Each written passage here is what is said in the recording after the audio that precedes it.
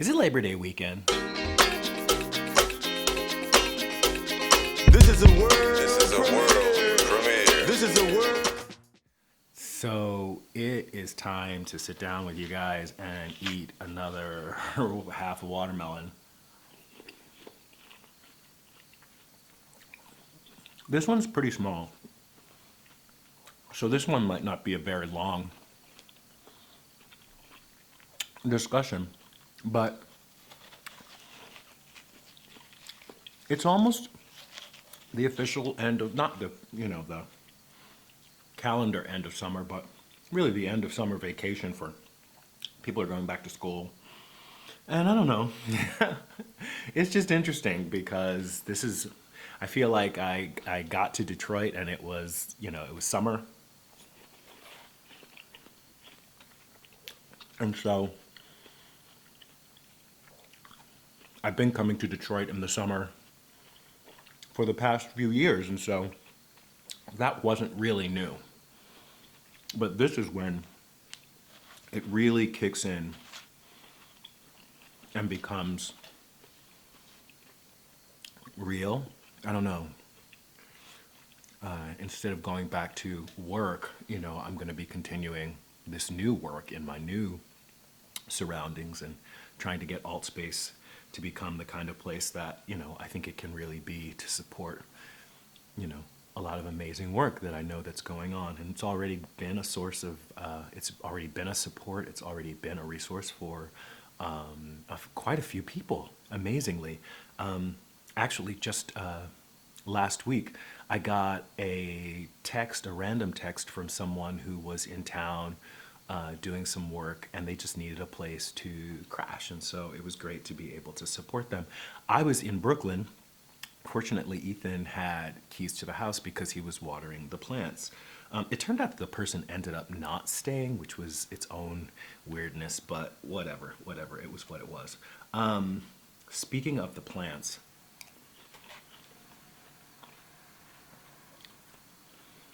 so when Kearney was here, we set up the indoor growing area. It's beautiful, really. It's really beautiful. And we seeded, gestated, I guess, some lettuce seeds. They were coming up, all was going well. But then I needed to leave for a week and just really wasn't sure how to deal with the plants that were there sprouting. Should I transplant them? Anyway, so I decided to leave them in the small pots where they were, they had sprouted. And Ethan was going to water them. They didn't make it. So I planted some basil.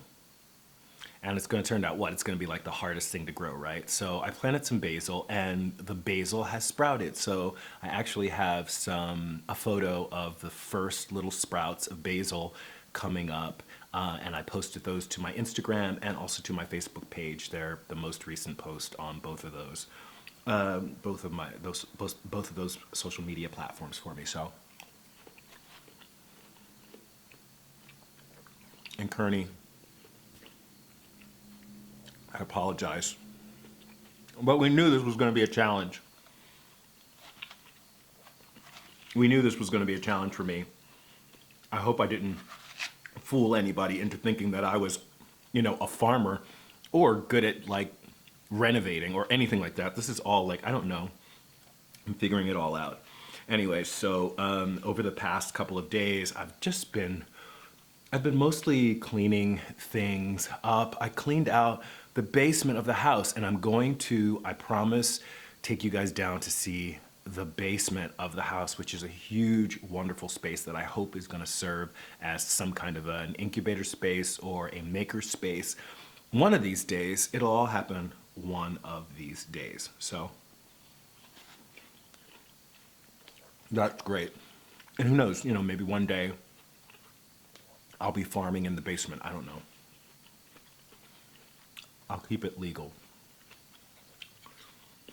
So, I don't know. I haven't been paying attention to any of the drama because there've just been so many amazing conversations happening on this channel and on the channels of some of my other pals from the vegan YouTube community and the social justice community at large. I went to see an amazing performance last Wednesday. My friend Honeycomb, who is a poet here in Detroit, turned 40 and had her 40th birthday celebration at the Charles H. Wright Museum of African American History, where she performed her one-person show, and it was amazing. It was called Coming Out of My Box, and her new book of poetry, Coming Out of My Box, is available for sale, and her old book of poetry is available, and I'm going to put links to all those things. If you haven't checked out Honeycomb, you can Google Honeycomb, Tawana Petty, Honeycomb the Poet in Detroit, and just check out some of her work. I wept for an hour. It's so beautiful. Her poems are so beautiful and just so human and touching.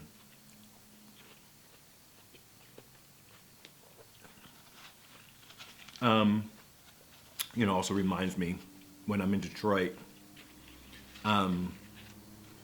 African is still kind of centered in Detroit in a way that's really cool. It's changing, and it's one of the reasons I don't feel out of line having the conversation about the way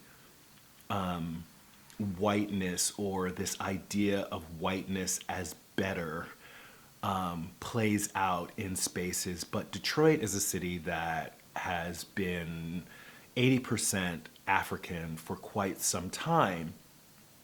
And the sheer fact that young white professionals, and even not all professionals, are moving into the city is kind of seen as like a boom. I don't know. I don't want to get into it because I'm probably offending people on so many levels, but I wish you could just be here and experience this with me.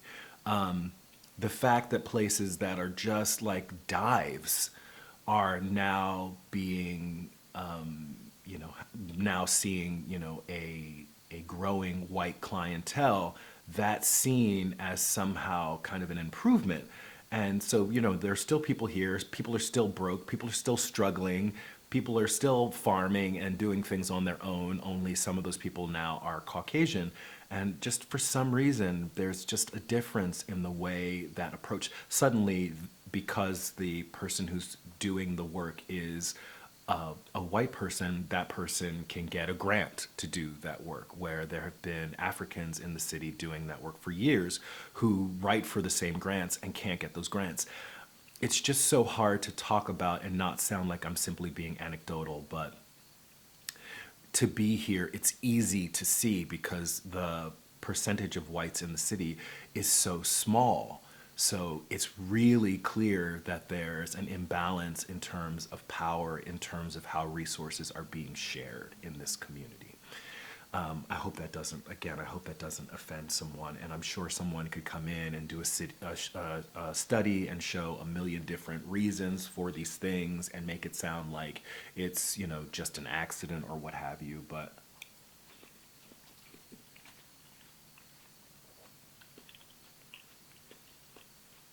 I need to put the conversation down because,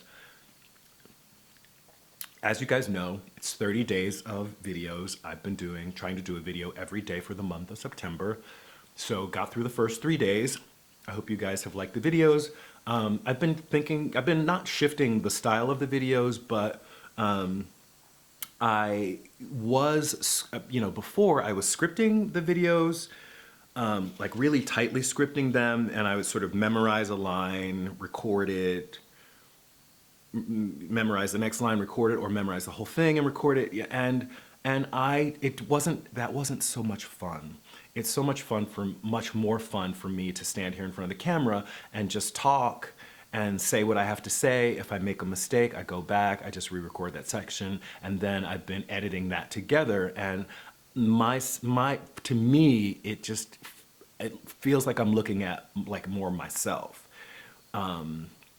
I feel like I can be more myself and more authentic and, somebody said sassy at one point, but that's just me, like just being myself, and not having to think about, you guys who've been watching the mukbangs, actually, it's a little bit more like I'm capturing the energy of the mukbangs, but in a smaller video. So let me know if you've noticed the quality of that.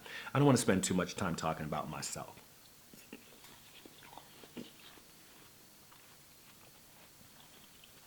Abantu May and a privileged vegan. Please do check out their videos. Definitely feel like the tone shifts when you're making a video every day. Kind of like one is forced to go very deep, very fast, right? And to, I don't know, but their channels feel very different to me in the same way that the videos that I've been producing feel very different to me. So if you guys haven't been checking out A Privileged Vegan, please do. And Marine cut her hair and apparently is changing the name of her channel. So when you go to check out A Privileged Vegan, it may not be Privileged Vegan. I believe the new name of the channel will be Marine Jeanine. So look for Marine Jeanine, and there's a video, Marine cut her hair, which has been, pretty long all the time that I've known her, and now it's really, really short, and it is amazing. And she actually has a video about the process of cutting it and what she went through. And I hope it's something that people can connect to, this way that women are identified by, their clothes, their hair, and their makeup. And that becomes their identity. And so the idea of cutting her hair and the connection between hair and femininity and all these things, it's a really wonderful video. And it's kind of two videos in one, because she talks about it and then she shows the day that she got her hair cut. So you get to actually see her hair being cut, which is really kind of cool. And Abantu May's channel has been just, really thoughtful. There's such a spiritual, I feel so spiritually connected to May and the subjects that she takes on in her videos. I've said many times that I really enjoy watching people struggle with an idea that is clearly resonating deeply with them, and they're working it out. And so I get the sense when I'm watching May's videos that she's working out really complex issues that she doesn't necessarily have the answers to, and really trying to get to the end of the video and have something, a kernel of truth. And that's really beautiful. And so she responded to my video from yesterday about the Stand Up for Cancer campaign and the fact that it was all white people and black people weren't represented. And then Kiwi Banana sends me a message, writes a comment, and sends me to a link where it's a commercial for lamb that starts with the idea that people are constantly complaining that there's not enough diversity, and so they make a point to kind of have a representation of like everyone, right, in this video. And it's about the consumption of animals, and so they're using diversity to sell this, product that's based on death. And it's just, and this is what happens, and this is what happens in the social justice movement all the time, that our ideas are first mocked and then co-opted to become a way to sell more of what they want us to buy, be it animal products, or be it technology, or be it bottled water or air or whatever it is, but using, the language from the movement for social justice inverted to oppress. And that happens all the time. So while we're busy, mocking each other for being too PC, they're taking the language of political correctness, turning it around, being extremely politically correct, while they, serve us a healthy dose of poison.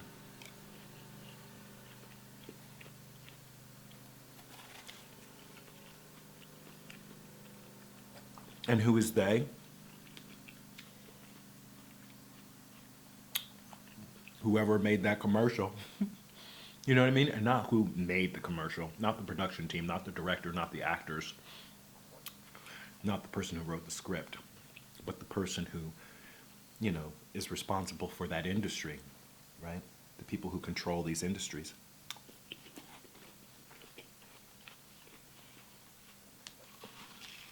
But May's point was much more specific than that. And it had to do with waiting for them to notice you to begin with.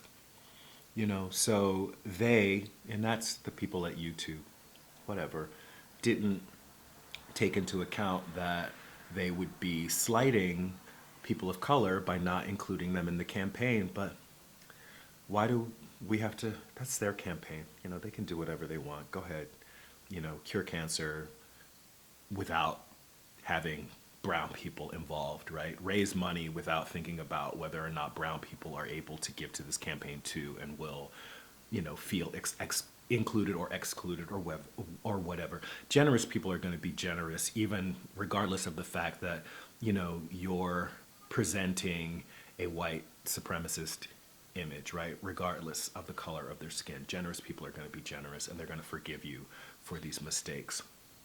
And the other thing is, who cares? Do we want to be under that gaze? And by we, I mean people of color, people who have intentionally decided to live on the margins, and that includes vegans. Vegans, you've moved yourself to the margin. You have a choice to go someplace else, I suppose, right? In the same way, a person who is gay has a choice to live a lie or to continue living a lie. But it's a marginal place to be. And I don't think, I agree with May. Or my at least, need to be heard by anyone other than someone who is an ally or in this to be part of the struggle is pointless.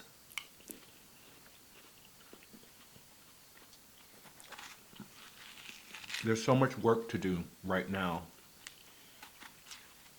that doesn't involve whether or not a brown face is seen in the Stand Up to Cancer campaign. It's still sad.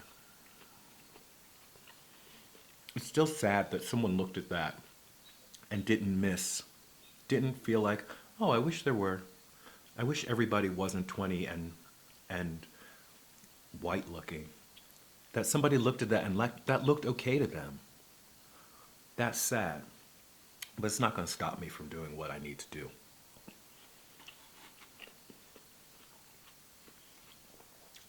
I was really pleased to have made the video. And I think that it's something to think about and something to be aware of. But that can't be at the center. That can't be at the center for me. So May, thank you for breaking that down for me and reminding me of who I am. I'm here even if people aren't looking.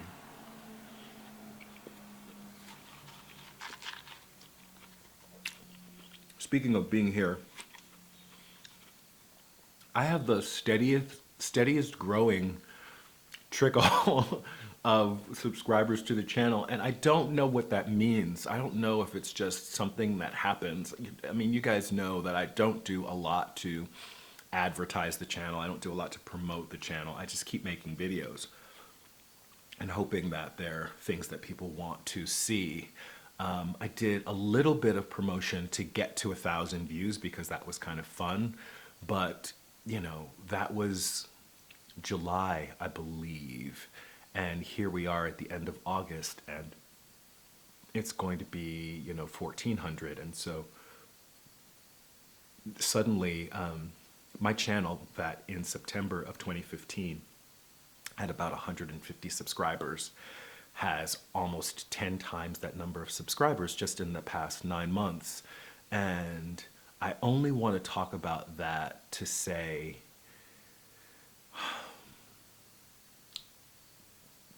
just be you.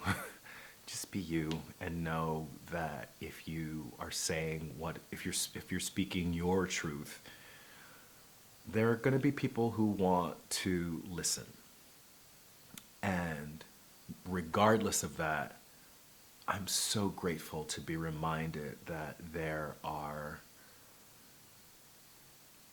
loving, thoughtful, committed, caring people in the world, and those are the people who have been drawn to this channel.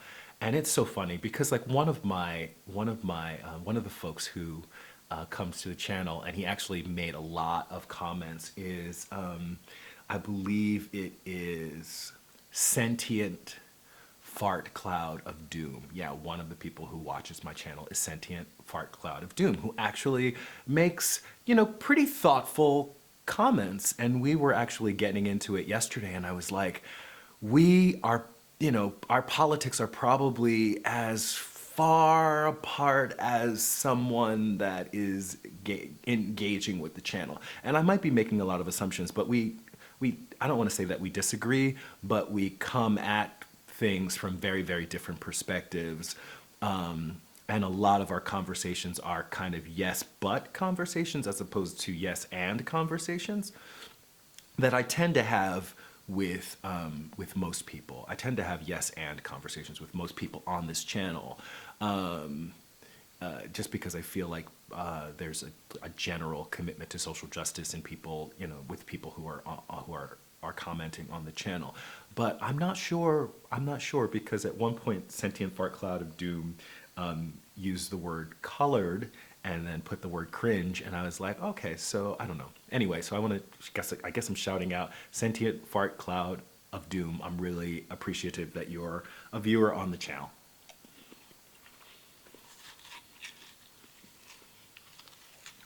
So, my next door neighbor, who was telling me yesterday that he watches the videos to try to get to know me. So he came by yesterday and was a little intoxicated. And I let him come in. He used the bathroom, and I was eating some dates and cured black olives. New favorite snack.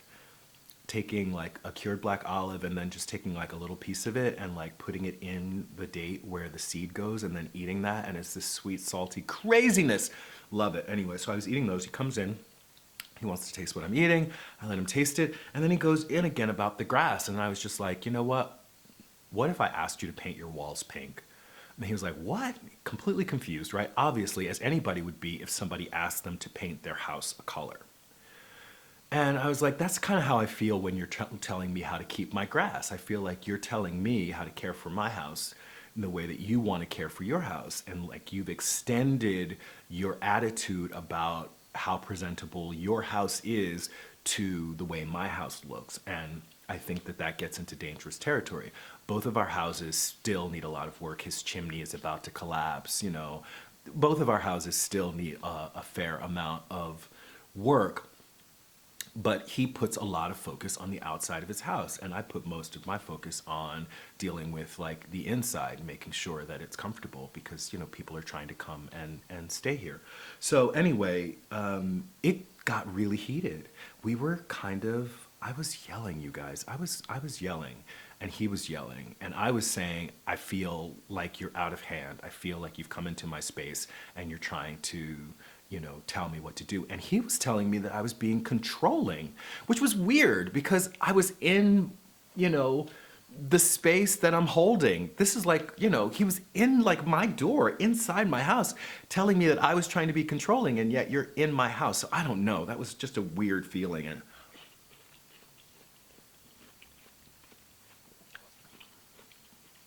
I don't want to have to be nervous that my neighbor is like gonna come and do something weird to my house. But that's a little bit like I felt.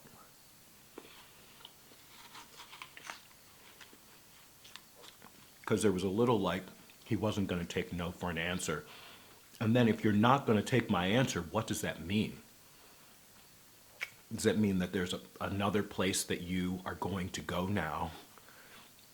Are we going someplace else now? So I felt a little, I didn't like it. I didn't like it at all.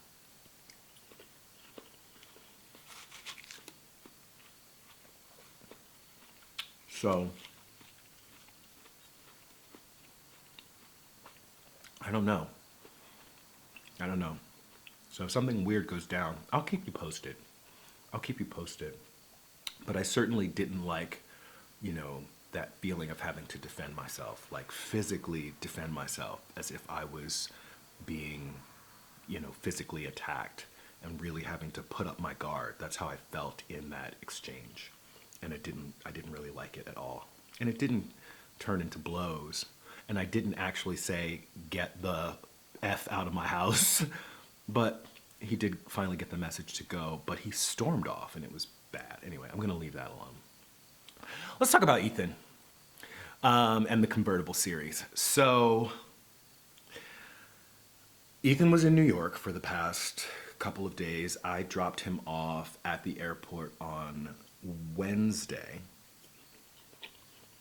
And he's been in New York until this morning.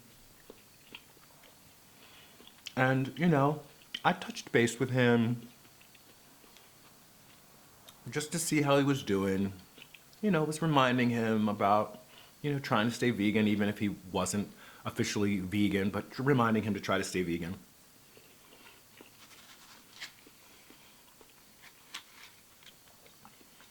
I don't know if he did 100%. He was thrilled to tell me that he'd eaten falafel for the first time. I think this is going to be great for him because he's going to be exposed to a lot of foods that he just never thought about. But, so he gets back and he was telling me that, oh God, this is so complicated. All right, Sydney, this is directly to you if you are watching this, or if you haven't watched any of the rest of this video, Sydney, Ethan, pull Sydney aside and tell her that she has to watch this part. Okay, so Sydney, when I'm hanging out with Ethan, we don't spend all of our time talking about you.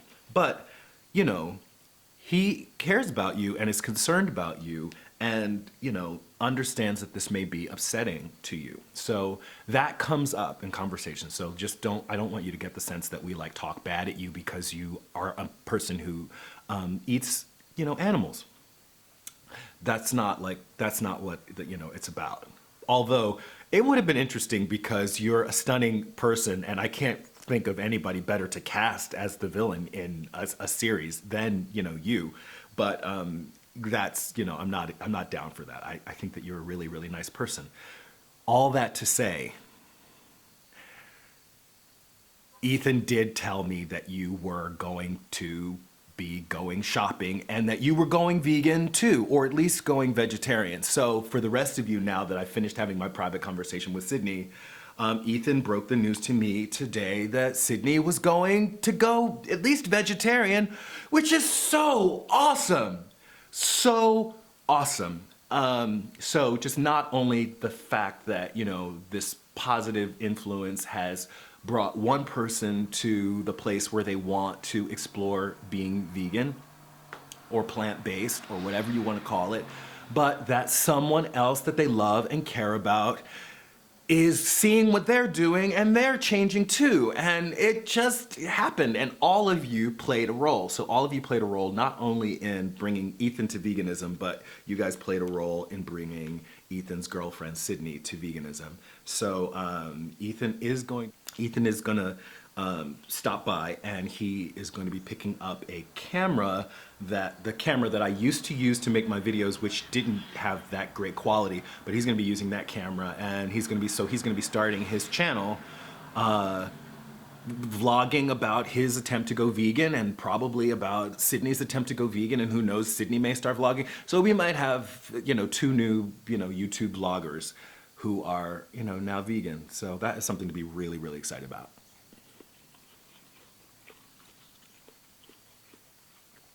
What else? I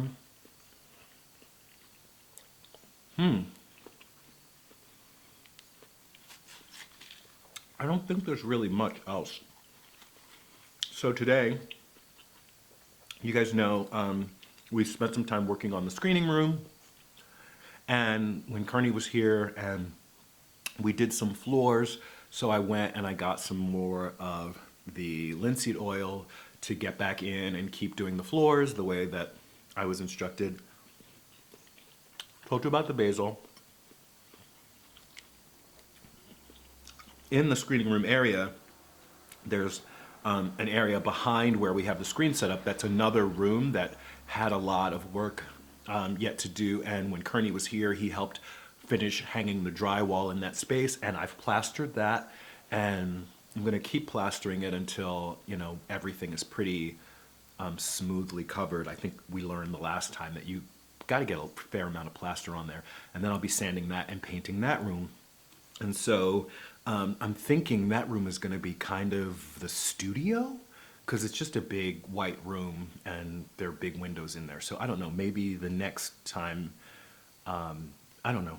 I might show you some of that. I'll show you maybe a before and after picture. I don't know. I don't know what I'm going to do. What else? Convertible. We'll kick it back up. I hope you guys definitely liked the update video. I got a lot of people telling me that they thought it was funny. You guys, I do have a sense of humor, and I really want to try to make at least one video a week where I am helping to make you laugh or entertaining you in some way. That's what I've been wanting to do. I have been wanting to make a video requesting from all of you that you show me your stuff. Show me your, I know that people have other talents. I know you have other talents. So I might have to call people out by name. And I'm actually, oh, Lori, I'm always picking on you. I don't know why. You hold such a special place in my heart. And I'm talking to Crazy Old Vegan now. I would love to challenge some of you vegan YouTubers to make a video doing something else that you do. And it could either be, if you paint, show us your paintings. If you play an instrument, show us your instrument. If you sing, sing. If you dance, dance. Whatever that thing is that you do that just makes your heart sing, please make a video showing your talent. And we can call this the Vegan Talent Show Challenge. And so the first person I'm calling out is Crazy Old Vegan. Please show me your talent. Who else do I want to show me their talent? Oh, Chocolate Vegan, the Vegan Batman. I hope you have a talent, bro, because you're going to be showing it, I hope. So, yes, so that's two. Who else? Who else? I feel like one third person who can show me their talent. Oh, okay, I know that this person is on a road trip and I'm probably not going to see it for a while, but Just Glowing Me, when you get back to a place where you can make a video, show us your talent. Okay, keep it clean, guys. I don't know why suddenly I'm like worried now that we're gonna get all kinds of things, but keep it clean because I want the kids to be able to enjoy it as well, legally. All right, that said, I'm looking down here.